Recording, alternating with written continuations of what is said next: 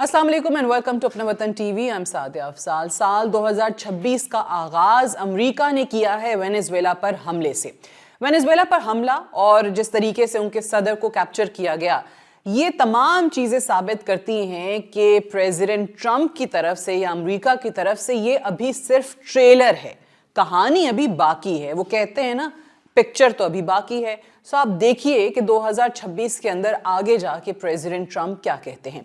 एक तरीके से खुद जो आने वाले दिनों में वो करने जा रहे हैं उसका उन्होंने हवाला भी दिया। कहते हैं कि हमारी नेशनल सिक्योरिटी के लिए बहुत ज़रूरी है कि हम ग्रीनलैंड हासिल कर लें। ग्रीनलैंड इस वक्त चीनी जहाज़ों से, रूसी जहाज़ों से भरा हुआ है, लिहाजा हमारे लिए अहम है कि ग्रीनलैंड को हम वापस लें और डेनमार्क इस सिलसिले में कुछ नहीं कर सकेगा। प्रेसिडेंट ट्रंप एक तरीके से बिल्कुल सही कह रहे हैं। नेटो का रुकन ममालिक होने के बावजूद डेनमार्क इस सिलसिले में कुछ भी नहीं कर पाएगा। ये कहना बिल्कुल दुरुस्त है, क्योंकि माजी में अब हम देख चुके हैं कि प्रेसिडेंट ट्रंप के लिए नेटो रुकन ममालिक की क्या अहमियत है। ये जो यूरोपी मगरबी ममालिक जो एलाइज हैं इनके, उनको कोई ख़ास इंपॉर्टेंस उनकी तरफ से नहीं दी जाती है। सो अमेरिका की तरफ से ग्रीनलैंड पे अगर कब्जा किया जाता है और फिर डेनमार्क कुछ नहीं कर पाएगा, तो आप भूल जाएं कि ये जो नेटो ब्लॉक है और जो सिक्योरिटी की ज़मानतें दी जाती थी अमेरिका की तरफ से, ये भी बाकी रह पाएगा। ये किस्सा माजी बन जाएगा। वैसे भी प्रेसिडेंट ट्रंप कई दफ़ा ये बात कर चुके हैं कि नेटो की अब उनके नज़दीक कोई ख़ास अहमियत नहीं रही है।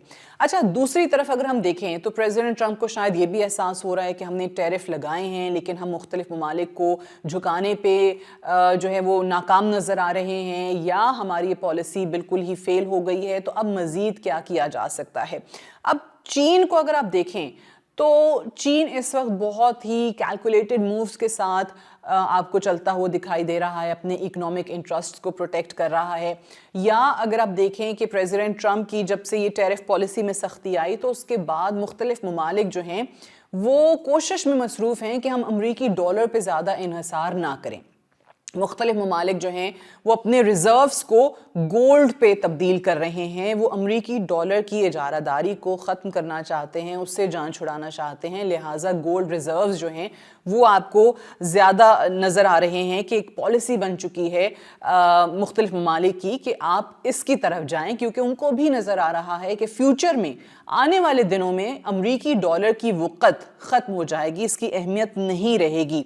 फिर एक और चीज़ कि जिन ममालिक के पास तेल के वसी ज़खायर मौजूद हैं, उनको भी अमरीकी सदर जो हैं एक तरीके से थ्रेटन करते दिखाई देते हैं। उनको बताया जा रहा है कि अगर तेल की ख़रीदारी और फ़रोख्त करनी है तो वो सिर्फ़ और सिर्फ अमरीकी डॉलर में होगी, और अगर इसको डॉलर में फ़रोख्त नहीं करोगे तो फिर नताइज भुगतने के लिए तैयार रहना।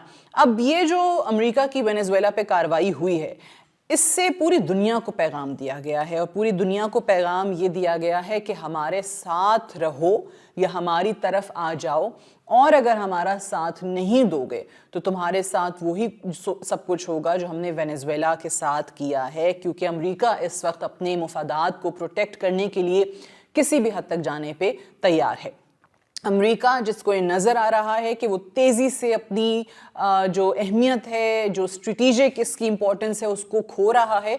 लिहाजा वहाँ पे ये फ़ैसला हो गया है कि हमने हर मुमकिन कोशिश करनी है अपनी इजारादारी को किसी न किसी तरीके से कायम रखने की, उसको बरकरार रखने की।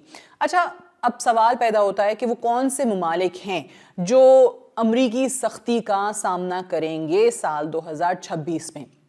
अमेरिका इस वक्त रूस और चीन के साथ बराह रास्त टक्कर लेना इज्तनाब करेगा। उसमें अब उसको नज़र आ रहा है कि हम डायरेक्टली कोई कन्फ्रंटेशन जो है वो नहीं अफोर्ड कर सकते हैं चीन और रूस के साथ। हाँ, अलबत्ता जो ममालिक ऐसे इक़दाम कर रहे हैं जो रूस को या चाइना को सपोर्ट करते हैं किसी न किसी तरीके से, उन ममालिक के लिए सख्ती ज़रूर होगी। जैसे कि भारत के हवाले से प्रेसिडेंट ट्रंप के बयानात हैं या उन पे टैरिफ का नफाज है, क्योंकि वो रूस से तेल ख़रीद रहे हैं।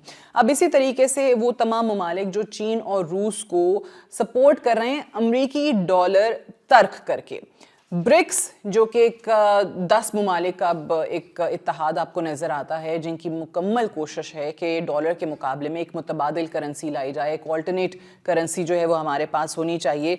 अब ये वो ममालिक हैं जो शायद ज़्यादा सख्ती के लिए तैयार कर लें ख़ुद को, जिसमें साउथ अफ्रीका है, जिसमें ब्राज़ील है, इंडिया है और ईरान। ये सबसे अहम ममालिक होंगे जिनके हवाले से हम देखेंगे प्रेसिडेंट ट्रंप ज़्यादा संगीन इक़दाम कर सकते हैं। ईरान में रिजीम चेंज ऑपरेशन की तरफ मामला जा सकता है। गो के ईरान में रिजीम चेंज ऑपरेशन की कोई पहली कोशिश नहीं होगी, पहले भी कोशिशें रही हैं।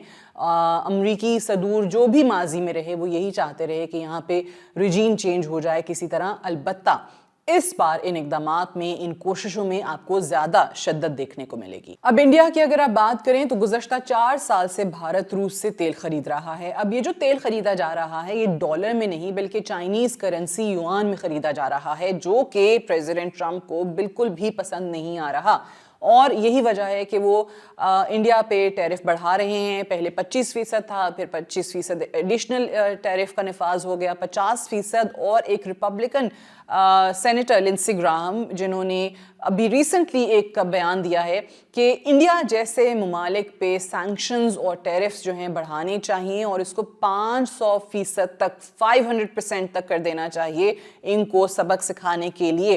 तो इससे आपको अंदाज़ा होता है कि ये साल भारत के लिए भी अमरीकी सख्तियों का साल होगा। और साथ जो भारतीय लीडरशिप है, जो भारतीय शहरी हैं अमेरिका के अंदर, उनको भी बहुत ज़्यादा मग़रबी सख्तियों का सामना करना पड़ेगा।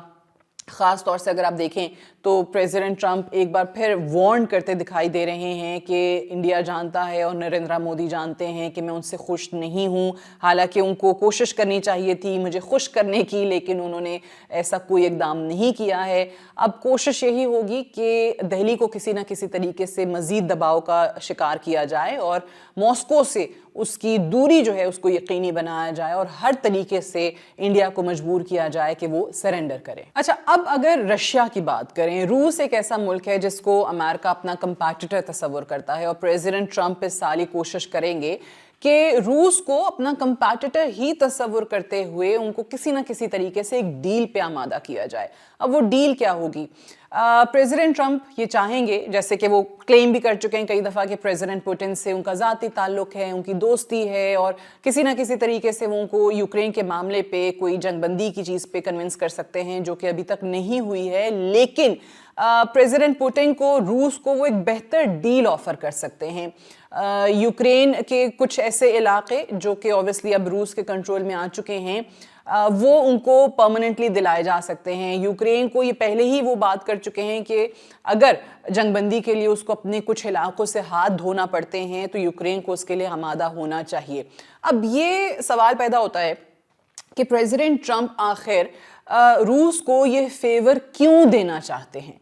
रूस से बदले में उनको एक चीज़ चाहिए और वो ये है कि वो प्रेसिडेंट पुतिन से कहेंगे कि आपको हम ये फेवर देने को तैयार हैं, बिल्कुल आप ये करें, लेकिन इसके बदले में जो पेट्रो डॉलर सिस्टम है उसको अपनाया जाए। यानी कि रूस जो अपनी गैस और तेल बेचता है उसको डॉलर में बेचे, वो ट्रेड डॉलर में करे, वो चाइनीज़ करेंसी युआन में नहीं होनी चाहिए जैसे कि इंडिया के साथ ट्रेड का मामला है।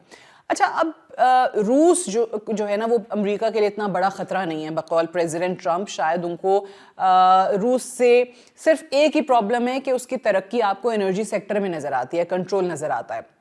On the other hand China जो है वो हर शोबे में, हर फील्ड में अमेरिका का डट के मुकाबला कर रहा है। सो प्रेसिडेंट ट्रंप और अमेरिका चाइना को अपने लिए ज़्यादा बड़ा थ्रेट तस्वुर करते हैं बनिस्बत इसके कि रूस को अगर हम देखें।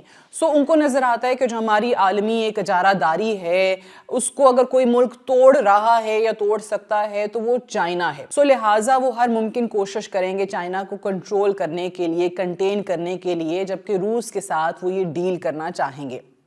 सो ये जो 2026 साल जिसमें हम एंटर हो चुके हैं, अगर ये कहा जाए कि ये साल उन तमाम ममालिक के लिए बहुत ज़्यादा मुश्किल होने वाला है जो कहीं ना कहीं अमेरिका की इजारादारी को, उसके इन्फ्लुएंस को, उसके असर व रसूख को आपको चैलेंज करते हुए दिखाई देंगे। और हर वो इक़दाम जो कि चाइना को ख़ास तौर से मजबूत करता हो, जिन भी ममालिक की तरफ से हो, ان پہ ان کی سختیاں یا ایسے سنگین اقدامات آپ کو زیادہ نظر آئیں گے.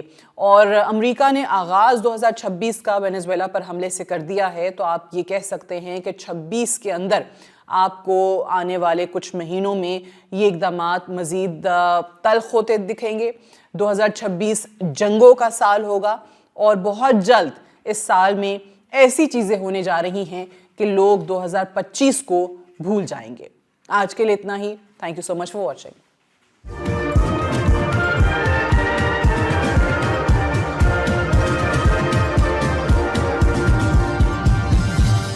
You are watching Apna Watan.